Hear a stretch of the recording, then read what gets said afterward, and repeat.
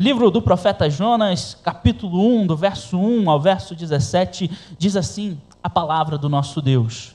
A palavra do Senhor veio a Jonas, filho de Amitai, dizendo: levante-se, vá à grande cidade de Nínive e pregue contra ela, porque a sua maldade subiu até minha presença. Jonas se levantou, mas para fugir da presença do Senhor, para Tarsis.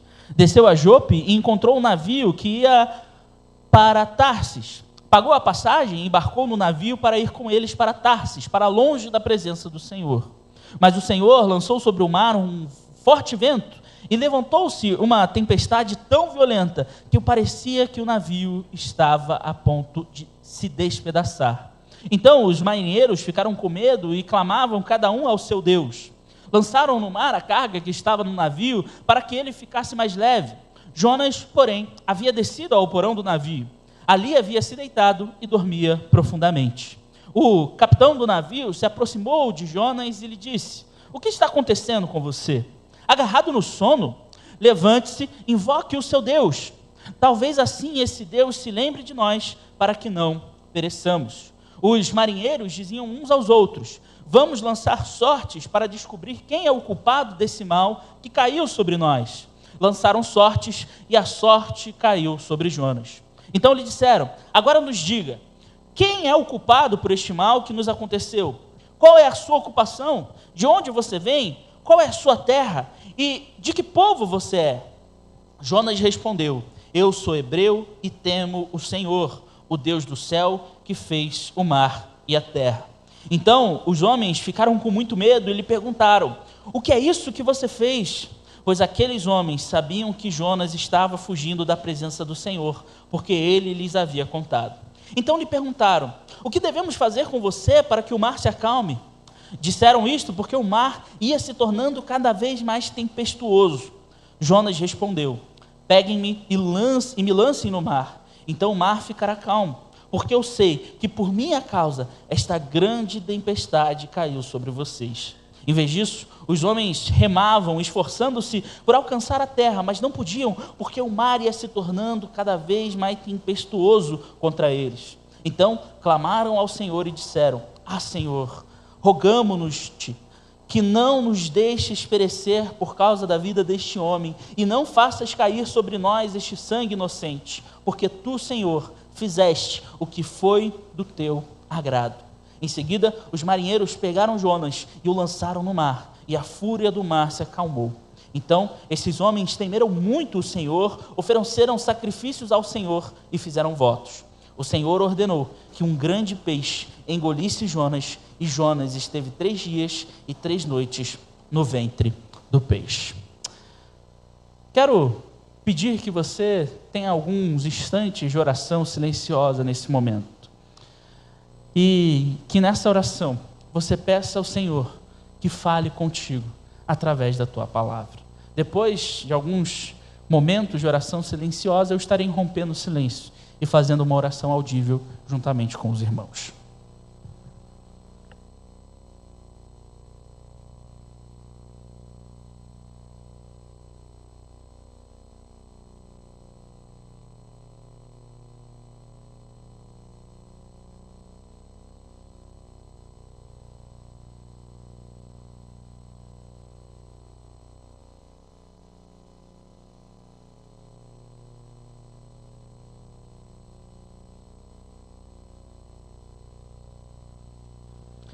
Querido Deus, mais uma vez, Senhor, estamos falando contigo.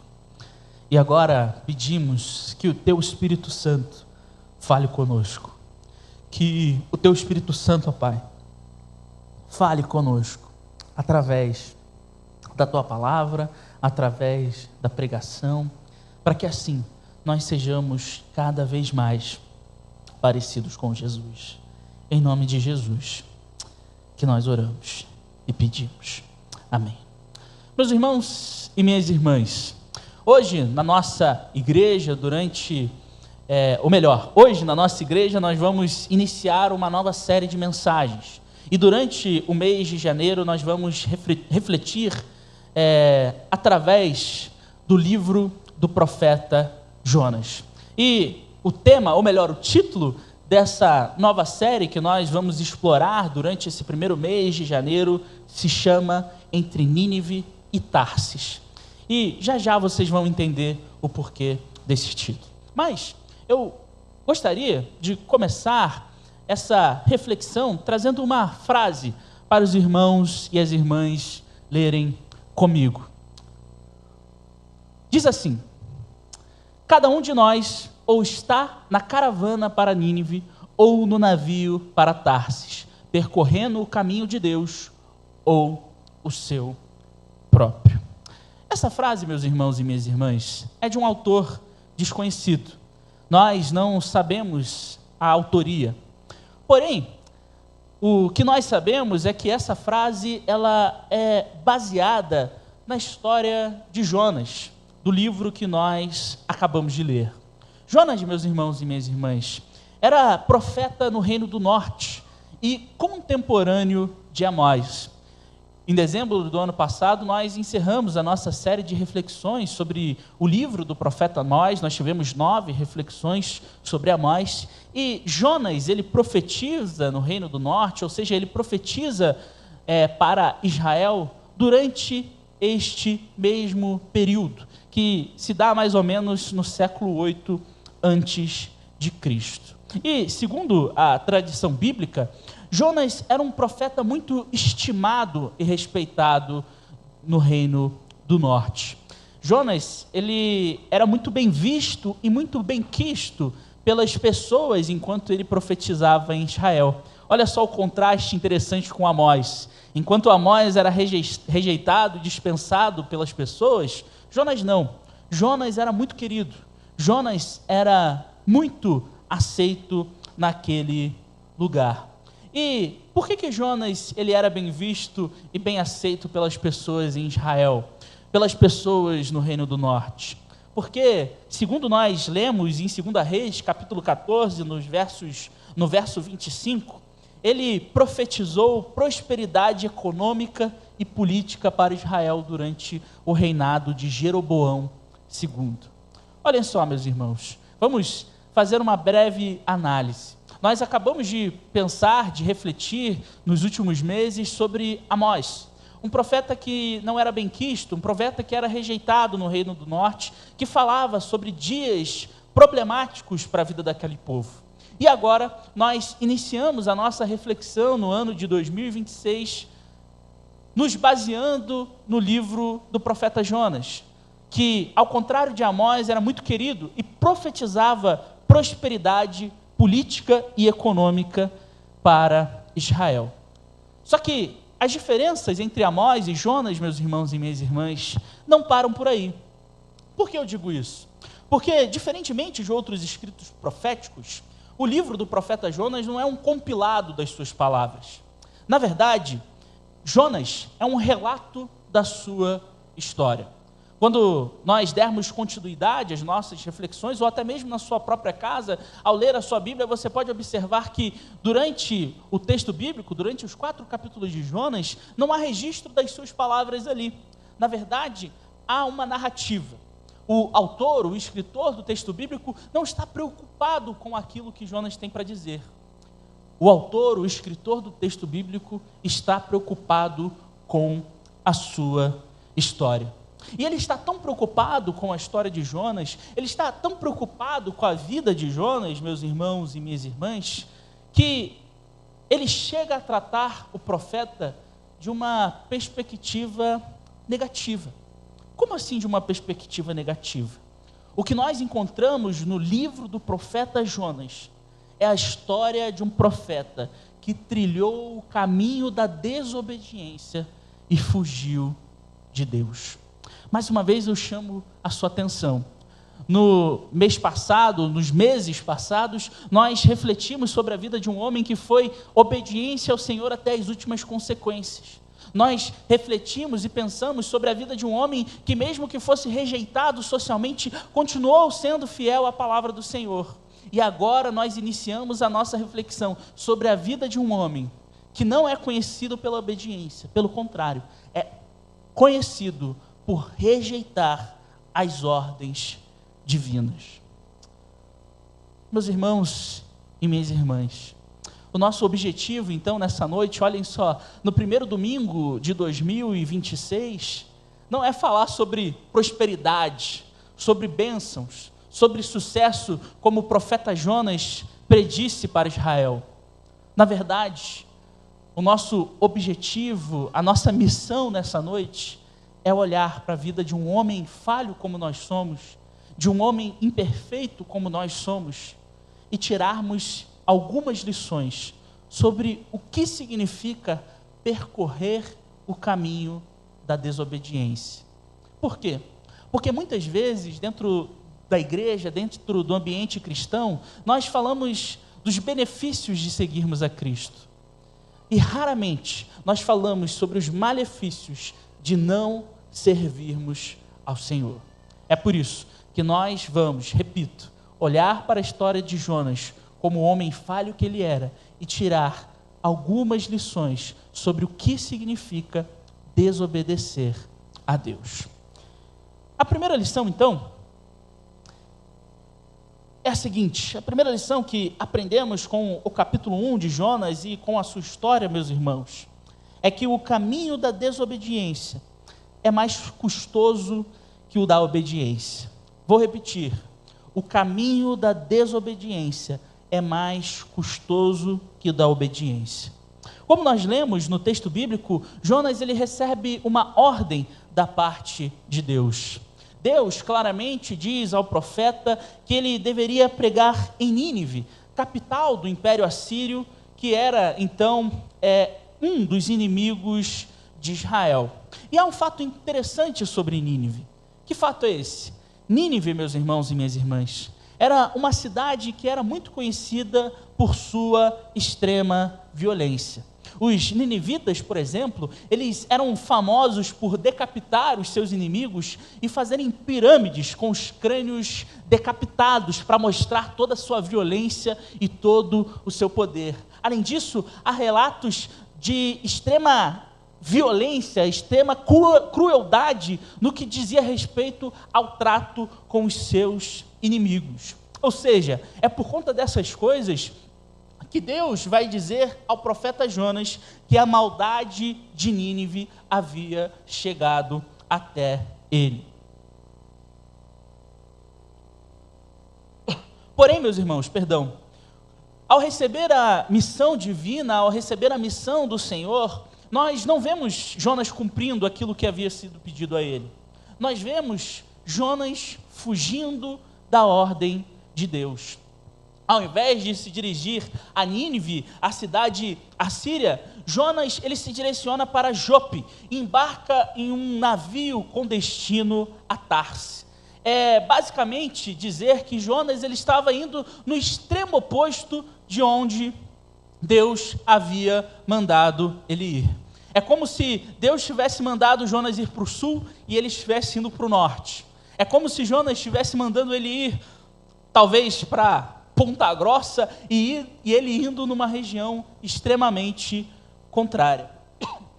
Em outras palavras, meus irmãos, o que eu estou querendo dizer aqui, o que o texto bíblico está querendo dizer aqui para nós, é que Jonas, com essa postura, se coloca em oposição clara e objetiva à vontade de Deus. Jonas escolhe seguir o caminho da desobediência. Jonas escolhe desobedecer ao Senhor. E aqui eu não estou na posição de julgar o profeta. Eu não estou aqui na posição de emitir um juízo de valor pela escolha de Jonas. Eu acredito que você também não deveria fazer isso. Por quê, meus irmãos? Porque certamente pregar em Nínive, ou seja, cumprir o chamado de Deus, seria muito custoso e muito dificultoso para ele. Jonas, para cumprir a missão divina, ele teria que enfrentar grandes desafios. Ele teria que falar a uma nação estrangeira, ele teria que se comunicar a uma nação violenta, ele teria que falar, se comunicar, que levar a palavra de Deus a uma nação que tinha princípios morais e éticos totalmente diferentes que o dele. Jonas, meus irmãos e minhas irmãs, para cumprir a ordem divina, colocaria em risco a sua própria vida. Por isso que quando nós olhamos numa perspectiva racional, a gente quase que tem empatia pela decisão tomada por Jonas. O problema é que quando nós continuamos a história, é que a gente percebe que, ainda que fosse desafiador, irmãos, ainda que fosse custoso, ainda que fosse difícil, ainda que colocasse em risco a vida do profeta, o custo da desobediência foi bem maior que o da obediência. Nós olhamos para a história e percebemos que Jonas, ao fugir de Nínive, enfrenta uma tempestade. Além disso, ele enfrenta uma experiência de quase morte e é engolido, como nós lemos no final do capítulo, por um grande peixe. Se era difícil evangelizar em Nínive, meus irmãos e minhas irmãs, imaginem o grau de dificuldade de enfrentar a fúria do mar revolto. Possivelmente Jonas não foi pregar em Nínive temendo pela sua própria vida e agora enfrentava situações reais de morte, enfrentava situações reais de perigo. Então, quando eu digo que o caminho da desobediência é mais custoso que o da obediência, eu estou me referindo ao fato, meus irmãos e minhas irmãs, de Jonas tentando escolher uma facilidade, de Jonas tentando preservar a sua vida, ter que pagar um preço ainda maior do de ter obedecido a Deus. E sabe qual que é a questão de tudo isso? Sabe qual que é a centralidade desse primeiro tópico? Que muitas vezes, assim como Jonas, assim como os profetas, nós achamos, meus irmãos e minhas irmãs, que é mais fácil, que é mais barato, que é menos custoso fugir da vontade de Deus que obedecê-la. Muitas vezes durante o nosso dia a dia, muitas vezes durante a nossa vida, nós agimos como Jonas e, tentando escolher um caminho mais barato, nós desobedecemos ao Senhor. E vou dar alguns exemplos.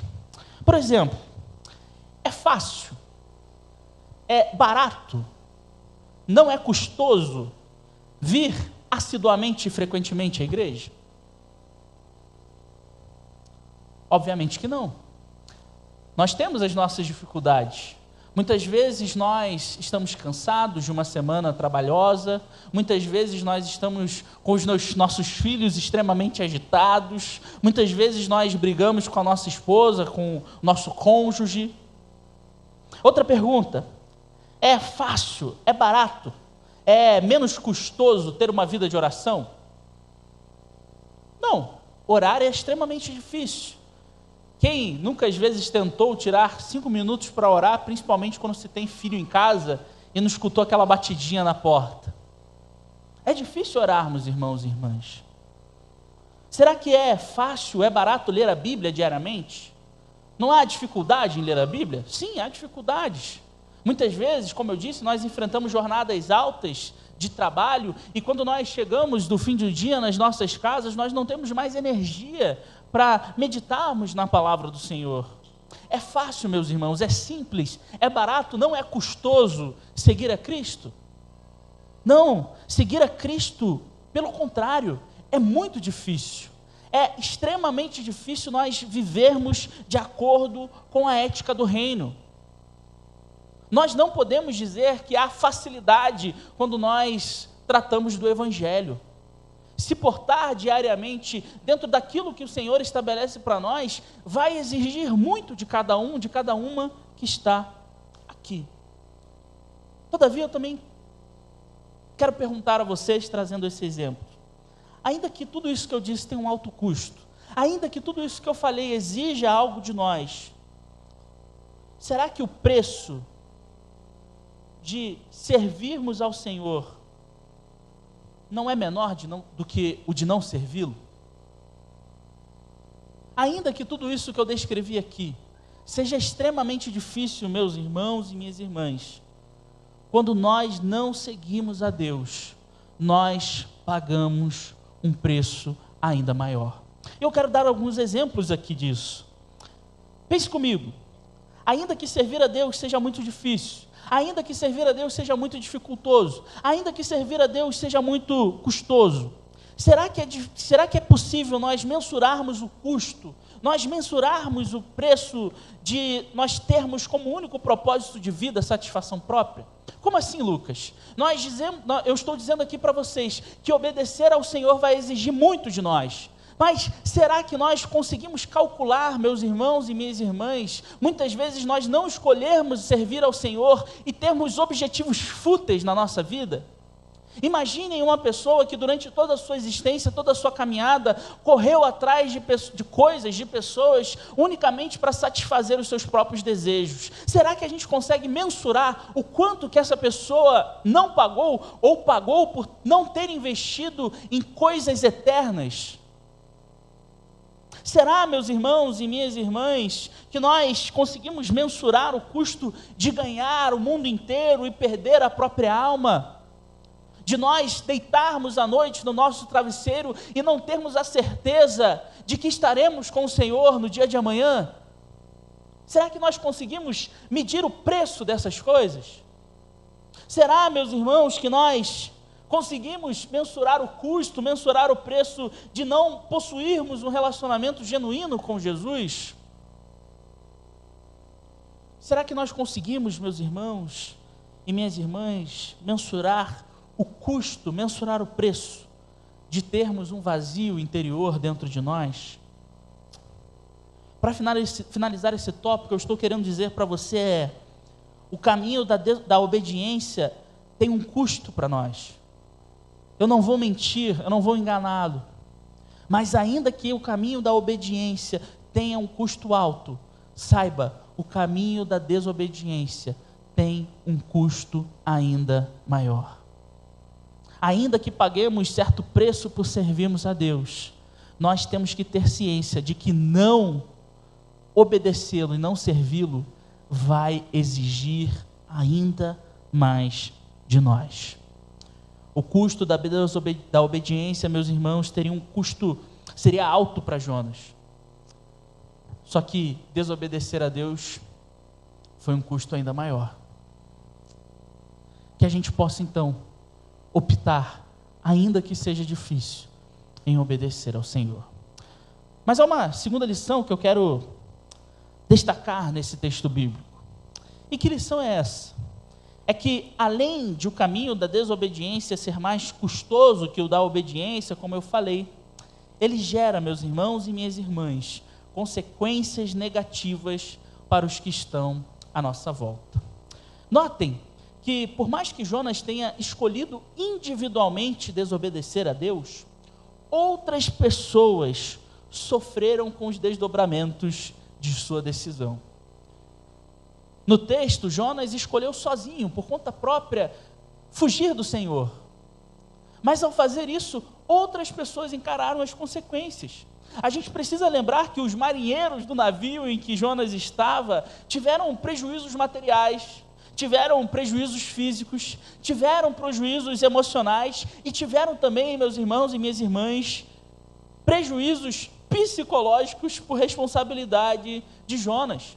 Quando nós lemos a palavra de Deus, nós percebemos que esses homens quase perderam a sua embarcação, tiveram que jogar suas cargas no mar, que esses homens eles remaram até a exaustão, e além disso tudo, eles foram obrigados a jogar um homem no oceano para que não pagassem com a sua própria vida.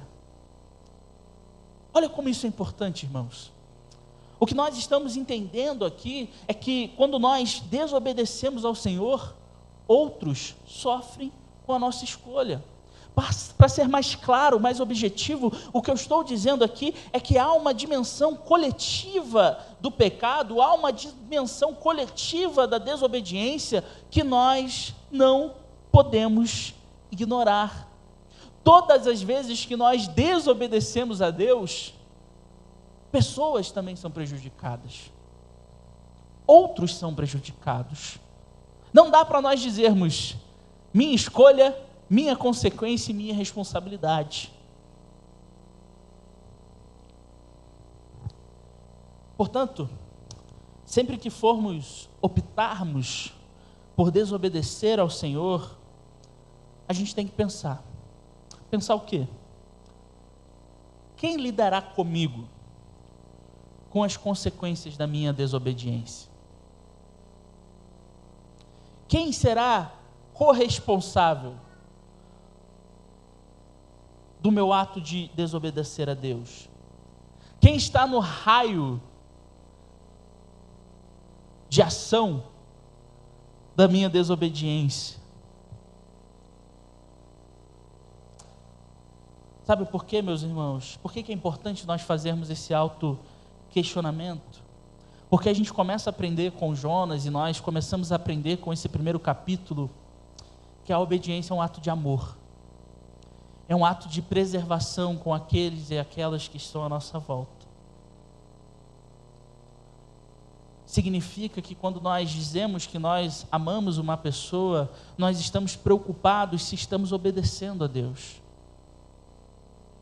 Não dá para dizer que nós nos importamos com aqueles e aquelas que estão à nossa volta, se nós deliberadamente dizemos não para o Senhor. Se nós deliberadamente escolhemos desobedecer às ordens divinas. Um marido que adultera, uma esposa que mente, um filho que desobedece, um amigo que trai, uma amiga que fofoca, um político que se corrompe, um médico, uma médica que se omite, uma igreja que não evangeliza, um pastor que não testemunha. Infinitos são os casos em que o caminho da desobediência gera prejuízos coletivos.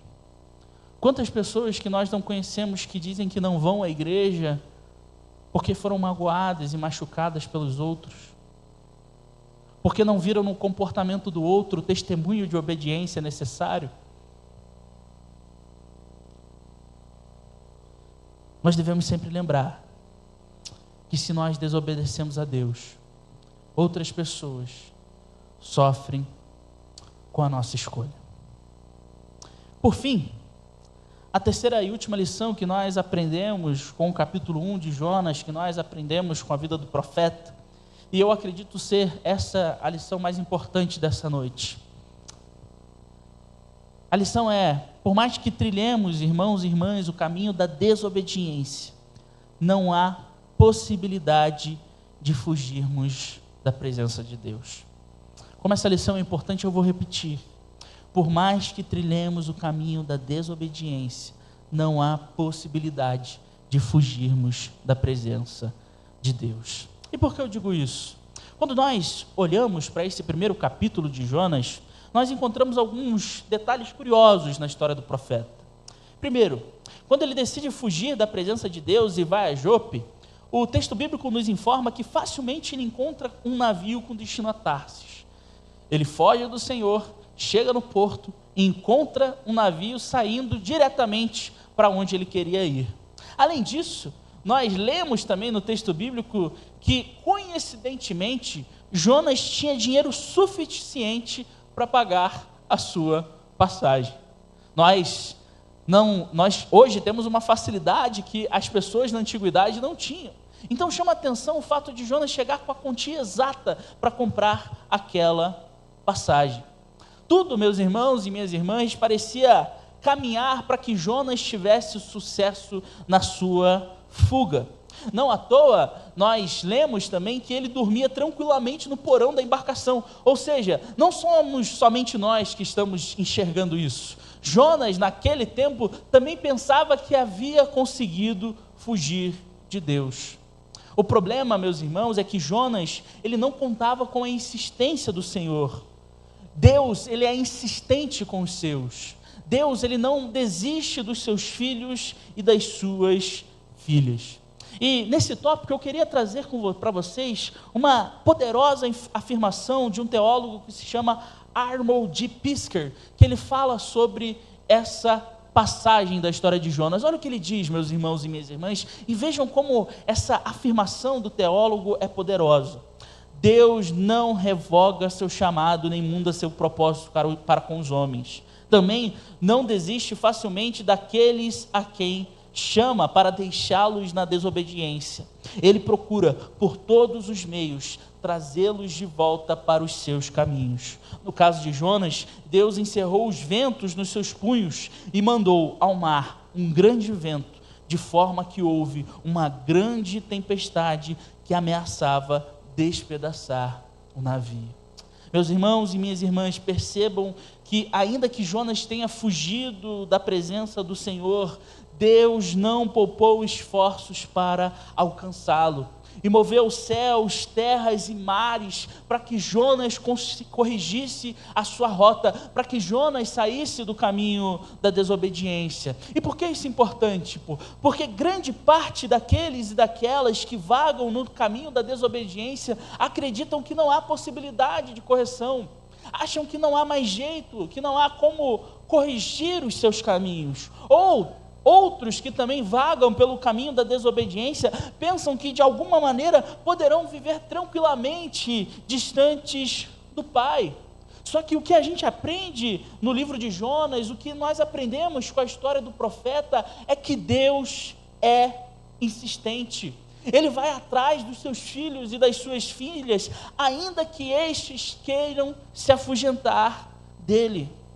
Ainda que as pessoas que são amadas pelo Senhor decidam fugir da sua presença, Ele não se dá-se por satisfeito.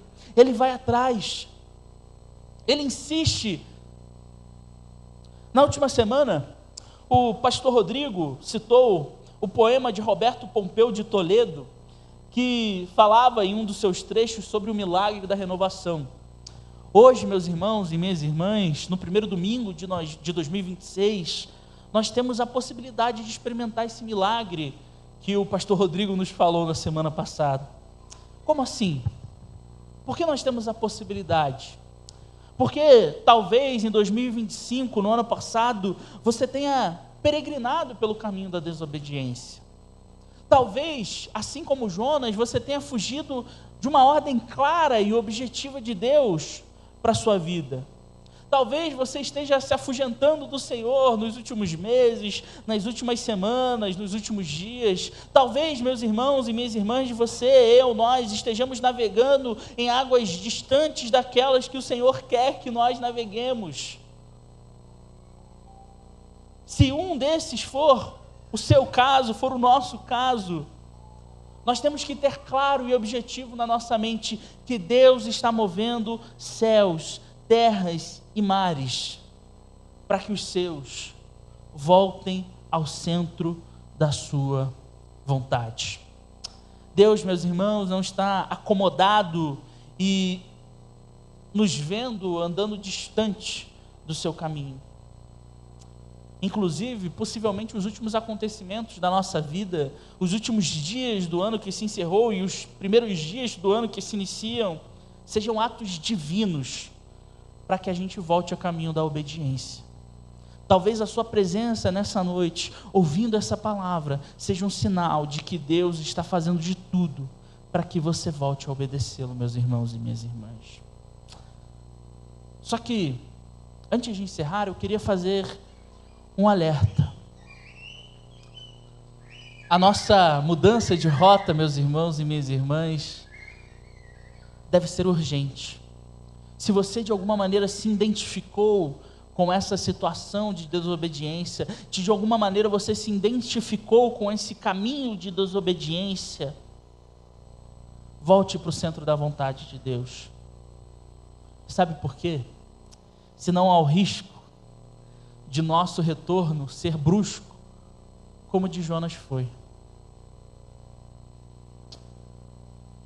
Quando eu estava refletindo sobre esse texto bíblico e meditando naquilo que eu ia falar com os irmãos nessa noite, eu não pude deixar de pensar no meu relacionamento com meu filho.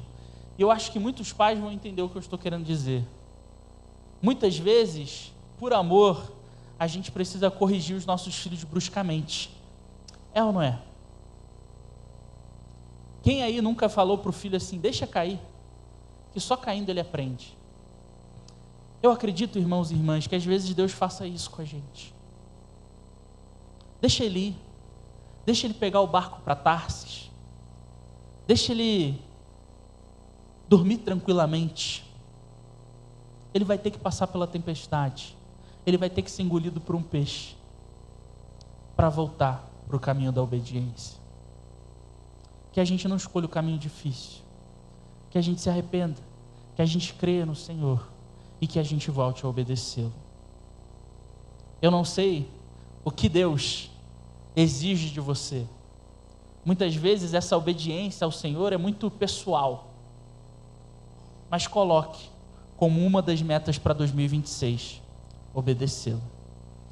Talvez seja difícil, talvez custe muito, mas saiba, a desobediência é ainda maior. Acabei de falar do Paulinho e ele passou gritando. Amém, meus irmãos? Quero convidar você a orar. Feche seus olhos, fale com o Senhor, peça para que Deus corrija seus passos. Não sei se você se identificou com um desses tópicos, mas se esse foi seu caso, peça para que o Espírito haja na sua vida. Enquanto você estiver orando, nós vamos cantar uma canção bem antiga, mas que fala, meus irmãos e minhas irmãs, da necessidade de sermos como vaso nas mãos de Deus, para que Ele corrija as nossas vidas. Depois que nós cantarmos, eu estarei orando mais uma vez, e o presbítero Cláudio estará impetrando a bênção.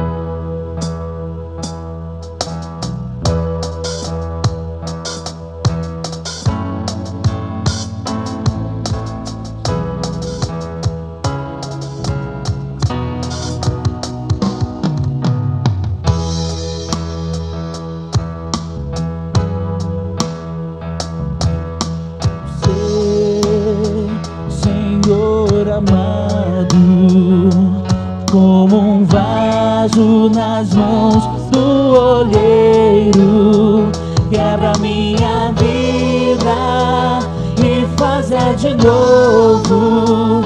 Eu quero ser um vaso novo. Como tu queres, Senhor, sou teu. Tu és olheiro, vaso sou eu. Quebra e transforma até que enfim tua vontade se cumpra em mim. Quero ser, Senhor amado, como um vaso nas mãos do oleiro. Quebra minha vida e fazer de novo. Eu quero ser um vaso novo. O tu queres, Senhor, sou teu. Tu és olheiro, vaso sou eu. Quebra e transforma até que enfim tua vontade se cumpra em mim.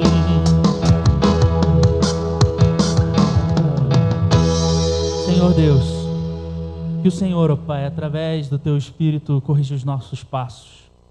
Que o Senhor, ó Pai, possa fazer com que a gente volte ao centro da Tua vontade.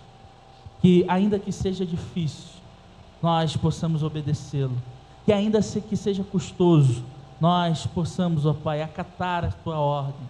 Que pessoas próximas de nós não venham a sofrer pela nossa desobediência. E que a gente sempre lembre que não há nada que a gente faça que seja capaz de nos afastar do Senhor. Em nome de Jesus. Amém. Amém. Recebam a bênção.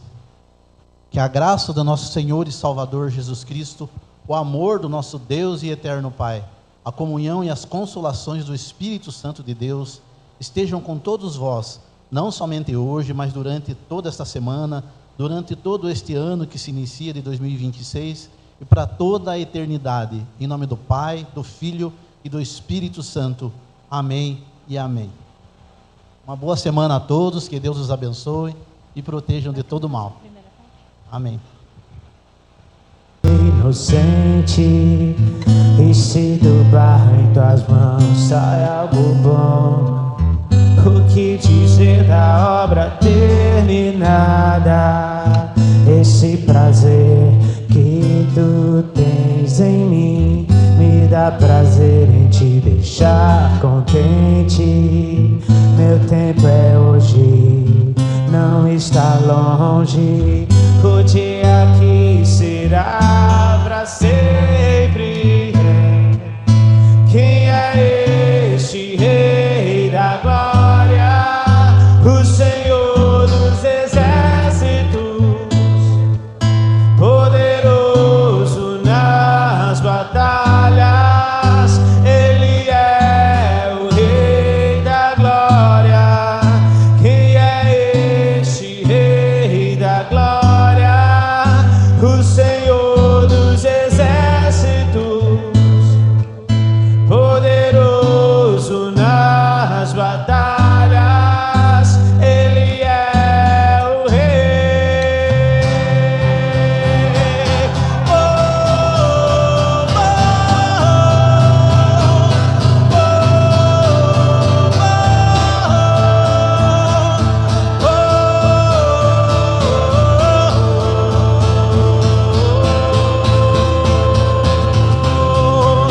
o que era e há de vir, nos conhece pelo nome e nos chama pra mostrar o caminho de volta pra Ele. O que era e há de vir, nos conhece pelo nome e nos chama pra mostrar o caminho de volta pra Ele. Vem! O que era e há de vir, nos conhece pelo nome e nos chama pra mostrar o caminho de volta pra Ele.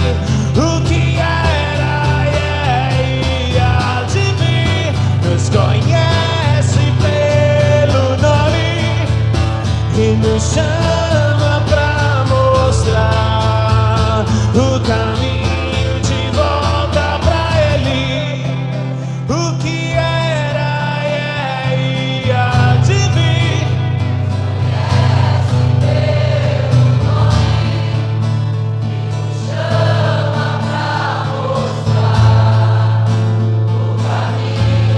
mais uma vez.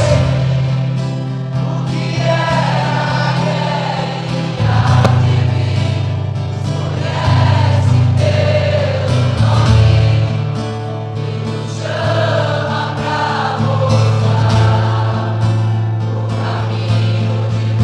Porque dele e por Ele, para Ele são todas as coisas e eu também sou seu.